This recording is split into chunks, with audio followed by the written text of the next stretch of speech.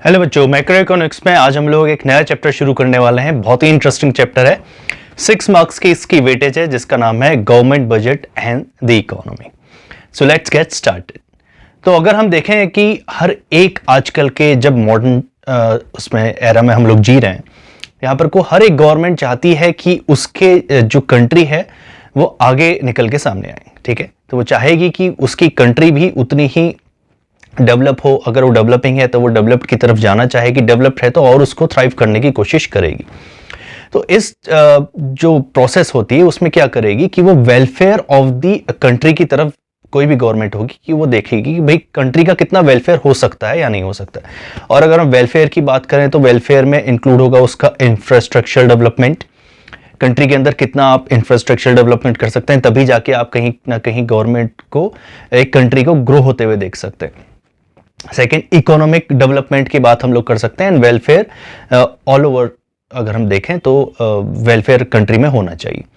तो ये सारी चीजें कहीं ना कहीं अगर हम गवर्नमेंट के प्रोस्पेक्टिव से देखें, ये गवर्नमेंट तो करना तो चाहती है लेकिन इसके लिए काफी खर्चा भी गवर्नमेंट को करना पड़ेगा। तो हम लोग बोल सकते हैं कि in order to do all the objectives, in order to fulfil all the objectives, government has to incur a huge cost. ठीक है, और वो कॉस्ट की अगर हम बात करें, अगर वो कॉस्ट प्लान नहीं करी जाएगी और अगर उसको सोचा समझा नहीं जाएगा, उसको एस्टिमेट नहीं किया जाएगा, तो गवर्नमेंट के लिए काफ़ी मुश्किल हो जाएगा कि हम लोग कितना खर्चा कहाँ पर को करें, किस पर्टिकुलर एरिया में कितना खर्चा हो सकता है या कितना खर्चा बचाया जा सकता है। इसका मतलब जो हम लोग ये टॉपिक पढ़ने वाले हैं गवर्नमेंट बजट के बारे में, तो आपको ओवरव्यू मिल गया होगा कि कहाँ पर को हम लोग किस बारे में बात करें। तो गवर्नमेंट को जो भी खर्चा करना पड़ता है उसके लिए वो खर्चे का एक अपना एस्टिमेट तैयार करती है। ठीक है, और वो एस्टिमेट तैयार करेगी इस तरीके से कि उसको देखेगी कि कहाँ कहाँ पर को हम लोग खर्चा करने वाले हैं। इसका मतलब ये सारा का सारा क्या है, फ्यूचर में होने वाले खर्चे के बारे में हम लोग कहीं ना कहीं बात कर रहे हैं। नाउ अगर हम लोग देखें कुछ पॉइंट्स के बारे में कि गवर्नमेंट बजट क्या है और वो क्या चीज होती है, तो इसकी मीनिंग और डेफिनेशन से हम लोग शुरू करते हैं। तो बच्चों, जो अभी हम लोगों ने पॉइंट को डिस्कस किया उसका सॉल्यूशन एक ही है कि गवर्नमेंट एक बजट तैयार कर ले, और गवर्नमेंट जब उस बजट को तैयार करेगी तो उसका नाम होगा गवर्नमेंट बजट। तो देखते हैं उसकी मीनिंग क्या है। Government budget is an annual statement. ठीक है, अब मैं जैसे जैसे पॉइंट आता जाएगा वहां पर को आपको हाईलाइट करते जाऊंगा और यहां पर को हम लोग पता चलेगा कि चलिए इसको मार्क कर देते हैं, दैट इज स्टेटमेंट ए। तो government budget is an annual statement showing item wise estimates. Second आ गया हमारा एस्टिमेट, इसको मैं बी मार्क कर देता हूं, estimate of receipts and expenditure during a fiscal year. Okay, तो इसको भी मैं मार्क करके सी दे देता हूं। तो इंपॉर्टेंट ऑब्जर्वेशंस अगर मैं देखूं इस डेफिनेशंस के कि वो क्या निकल के आते हैं कि गवर्नमेंट बजट है वो एक एनुअल स्टेटमेंट है। इसका मतलब it is a period of time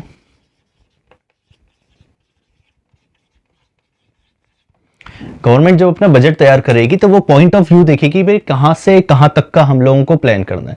वो अगर 5 ईयर के लिए करेगी तो वो 5 ईयर प्लान नाम से जाना जाता है, लेकिन अभी हम लोग केवल 1 साल की बात कर रहे हैं। It means it is a annual statement. तो पीरियड ऑफ टाइम क्या है, तो मैं बोलूंगा फिस्कल ईयर। और फिस्कल ईयर और कुछ भी नहीं है बच्चों, वो वही है जो पॉइंट से हम लोगों यहां पर को लिखा हुआ है। इसका मतलब स्टार्ट्स फ्रॉम 1 अप्रैल टू 31 मार्च। ठीक है, ड्यूरिंग इस पीरियड के दौरान वो अपना एक एनुअल स्टेटमेंट तैयार करेगी। वो स्टेटमेंट में होगा क्या क्या, शोइंग आइटम वाइज एस्टिमेट्स। इसका मतलब जो भी वो फिगर्स को तैयार करेगी वो एक्चुअल फिगर्स तो होने वाले नहीं है। ठीक है, क्योंकि वो फ्यूचर आने वाले साल के लिए जब खर्चा देखेंगे हम लोग कि बजट अपना बनाएगी गवर्नमेंट, तो आने वाले साल के लिए, इसका मतलब वो फ्यूचर में होने वाला है। और फ्यूचर में होने वाली चीजें हम लोग कैसे प्रिडिक्ट कर सकते हैं, वी कैन ओनली एस्टिमेट। इसीलिए लिखा हुआ है आइटम वाइज एस्टिमेट्स। ये समझ में आ गया। Estimate of what, estimate of receipts and expenditure, कि गवर्नमेंट को कहां कहां से इनकम प्राप्त हो सकती है, कहां कहां से सोर्सेज ऑफ इनकम है गवर्नमेंट के, वो एस्टिमेट करेगी। और दूसरी तरफ देखेगी कि कहां कहां पर को हमारे पॉसिबल खर्चे हो सकते हैं। दो ही चीजें, कहां पर को खर्चा हो सकता है, कहां से इनकम आ सकती है, उसका एक एस्टिमेट तैयार करेंगे। ड्यूरिंग अ फिस्कल ईयर, जो हम लोगों ने पहले से यहाँ पर को देख लिया है कि फिस्कल ईयर इसका मतलब क्या है, एक साल का पीरियड है जो 1 अप्रैल से 31 मार्च तक चलता है। ठीक है, अब कुछ मैं आपको हाईलाइट करवाना चाहता हूं कि पॉइंट, इंपॉर्टेंट पॉइंट जो हम लोग ड्रॉ आउट कर सकते हैं गवर्नमेंट बजट की डेफिनेशन से। तो कुछ इंपॉर्टेंट पॉइंट्स हैं जो गवर्नमेंट बजट के बारे में आपको पता होना चाहिए, वो हम लोग देखते हैं। Budget is prepared by government at all levels. ठीक है, जो हम लोग बजट की बात कर रहे हैं, गवर्नमेंट की बात कर रहे हैं, तो वो हर लेवल पे प्रिपेयर किया जाएगा। इट मींस वो सेंट्रल गवर्नमेंट भी उसको बनाएगी, स्टेट गवर्नमेंट भी बनाएगी और लोकल गवर्नमेंट भी अपना बजट तैयार करके रखेगी फिस्कल ईयर के लिए। लेकिन हम जो अपनी स्टडीज करेंगे वो हम अपनी स्टडीज को कन्फाइन करेंगे केवल सेंट्रल गवर्नमेंट के बजट से, और जिसको हम लोग नाम देंगे यूनियन बजट।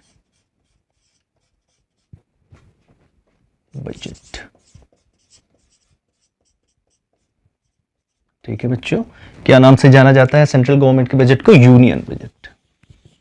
हम लोग केवल इसी के बारे में फोकस करेंगे, हम लोग स्टेट गवर्नमेंट के बजट को नहीं देखेंगे, ना ही लोकल अथॉरिटीज की बजट को हम लोग डिस्कस करेंगे। We will discuss only central government's budget. Second point, estimated receipt and expenditure. जो हम लोगों ने बात करी कि भाई एस्टिमेटेड होती है रिसिप्ट एंड एक्सपेंडिचर, कि खर्चा कहां से हो सकता है और इनकम कहां से आ सकती है, are planned as per the objectives. इसका मतलब वो प्लान करी जाएंगी जो फ्यूचर में होने वाला है as per the objectives of the government. इसका मतलब वो हर साल चेंज भी हो सकता है, क्योंकि गवर्नमेंट का जो मेन ऑब्जेक्टिव होगा उसके हिसाब से ही हम लोग देखेंगे कि कहां खर्चा करना है और कहां से इनकम हमारी आ सकती है। And third point is budget is presented in the parliament. जैसे कि आपको पता ही होगा कि पार्लियामेंट में बजट पेश किया जाएगा बाय द फाइनेंस मिनिस्टर, और अभी जो आजकल हमारा चल रहा है वो है कि हमारा फरवरी में हम लोग बजट को देखेंगे, उसको एस्टिमेट जो बजट बनाया हुआ है उसको देखेंगे, और वो इंप्लीमेंट होगा 1 अप्रैल से। समझ गए? तो फरवरी में हमारे पास जो बजट है 2023 और 2024 के लिए हमारे पास आ जाएगा फॉर द सेशन 23-24, और जिसको प्रेजेंट किया जाएगा पार्लियामेंट में बाय द फाइनेंस मिनिस्टर, और जितने भी हमारे वहां पर को मेंबर्स प्रेजेंट होंगे वो उसको सुनेंगे, और हम लोग भी न्यूज में उसको सुनते हैं। तो ये कुछ इंपॉर्टेंट पॉइंट हैं जो आपको पता होना चाहिए before we begin our studies. तो now will focus on second point, जो है हमारा ऑब्जेक्टिव्स ऑफ द गवर्नमेंट, कि वो कौन कौन से ऑब्जेक्टिव्स होते हैं जिनके ऊपर गवर्नमेंट फोकस करती है बिफोर प्रिपेयरिंग द बजट। चलिए बच्चों, पहला ऑब्जेक्टिव देखते हैं गवर्नमेंट बजट का। So the first is reallocation of resources. अब रीएलोकेशन ऑफ रिसोर्सेज का मतलब क्या है कि गवर्नमेंट का जो ऑब्जेक्टिव होता है, पहले तो हम ये देखते हैं कि गवर्नमेंट का जो ऑब्जेक्टिव होता है वो कहां से ड्राइव होता है। वो ड्राइव होगा बच्चों आपके economic, social as well as political policies से। इसका मतलब गवर्नमेंट जब बजट बनाएगी तो वो सारी चीजें इसमें ध्यान रखेगी, उसकी पर्टिकुलर पॉलिटिकल पॉलिसीज क्या हैं, सोशल पॉलिसीज क्या हैं और इकोनॉमिक पॉलिसीज क्या है, उसके बाद जो ऑब्जेक्टिव्स होंगे वो असरटेन किए जाएंगे। तो पहले ऑब्जेक्टिव जब हम बात कर रहे हैं रीएलोकेशन ऑफ रिसोर्सेज का, तो गवर्नमेंट के सामने ये बड़ी दुविधा होती है कि गवर्नमेंट जो चाहेगी कि इकोनॉमी को आगे बढ़ाने के लिए, आगे बढ़ाना मतलब हम लोग बात कर रहे हैं इकोनॉमिक डेवलपमेंट की,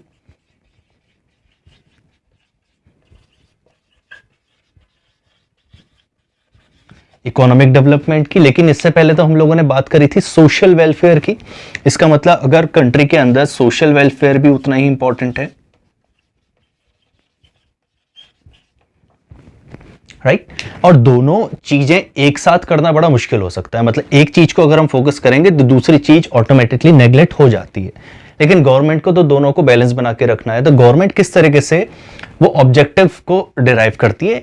सबसे पहले है कि आपका जो इकोनॉमिक डेवलपमेंट है उसके लिए गवर्नमेंट पॉलिसीज बनाएगी, और इकोनॉमिक डेवलपमेंट का मतलब क्या है कि भाई वो एनकरेज करेगी ज्यादा से ज्यादा प्राइवेट इन्वेस्टर्स को, ज्यादा से ज्यादा प्रोड्यूसर्स को, कि वो इकोनॉमी में आए, अपना इन्वेस्टमेंट करें, ताकि इकोनॉमी क्या कर सके, पेसअप हो सके और उसमें ज्यादा से ज्यादा डेवलपमेंट हो सके।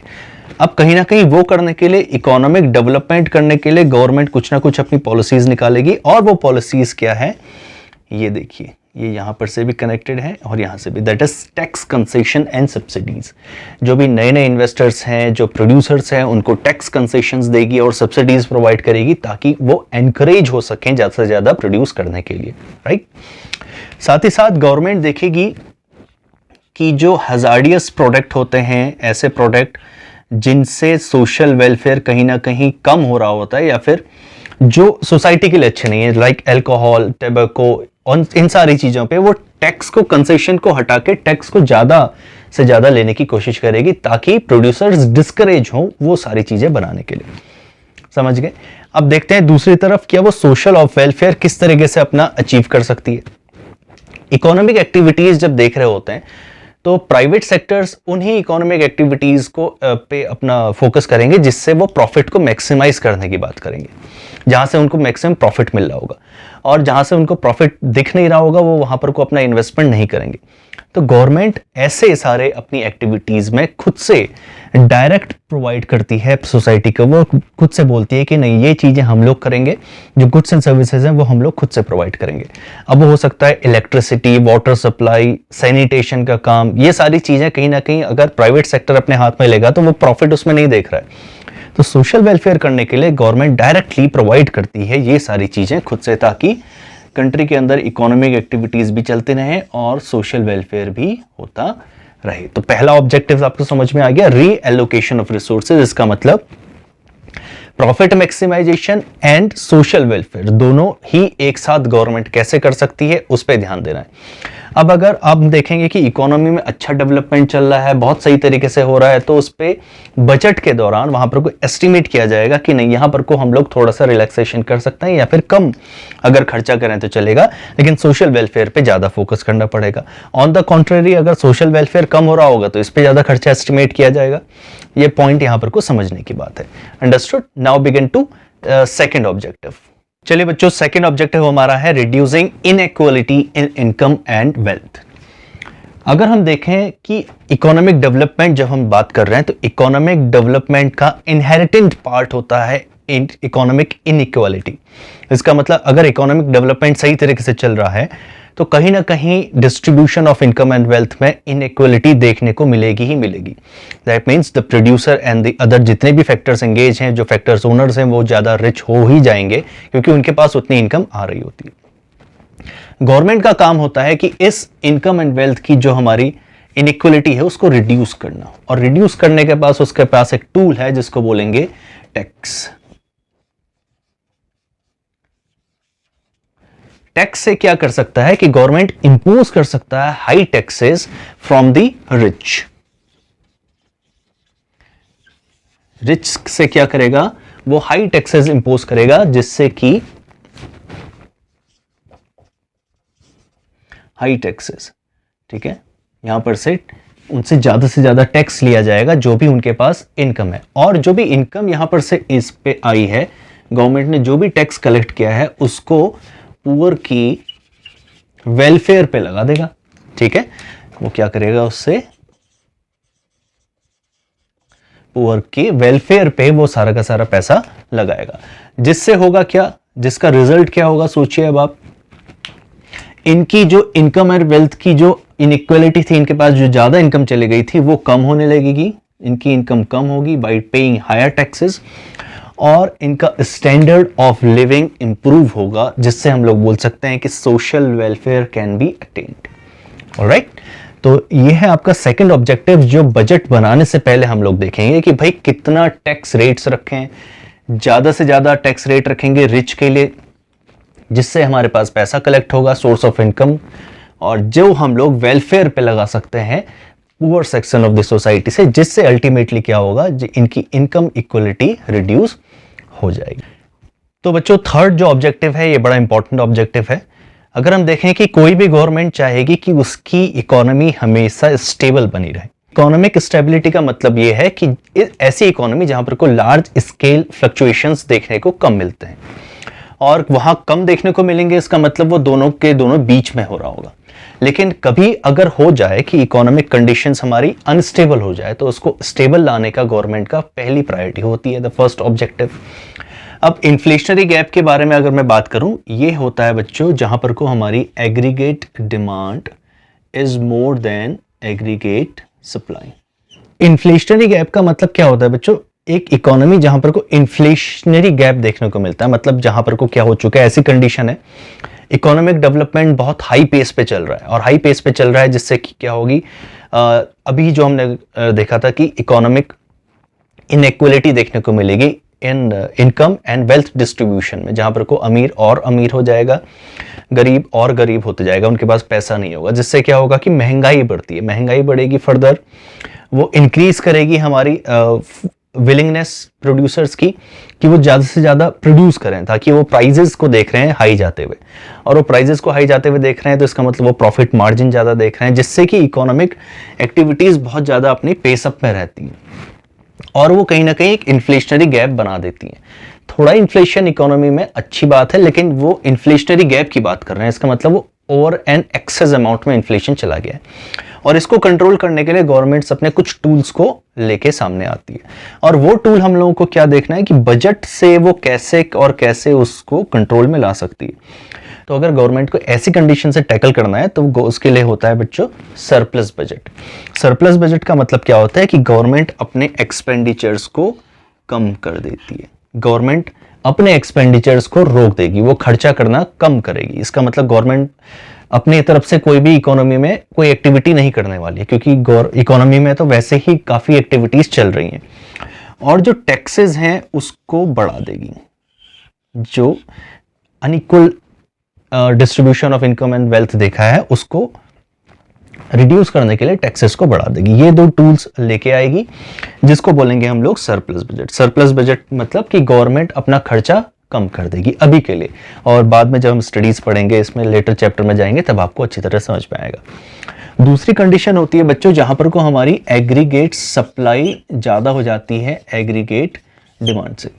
इसका मतलब कि इकोनॉमिक एक्टिविटीज कहीं ना कहीं बहुत ही स्लो डाउन हो चुकी हैं, डिफ्लेशन की कंडीशन हो चुकी है, जहां पर को प्रोड्यूसर्स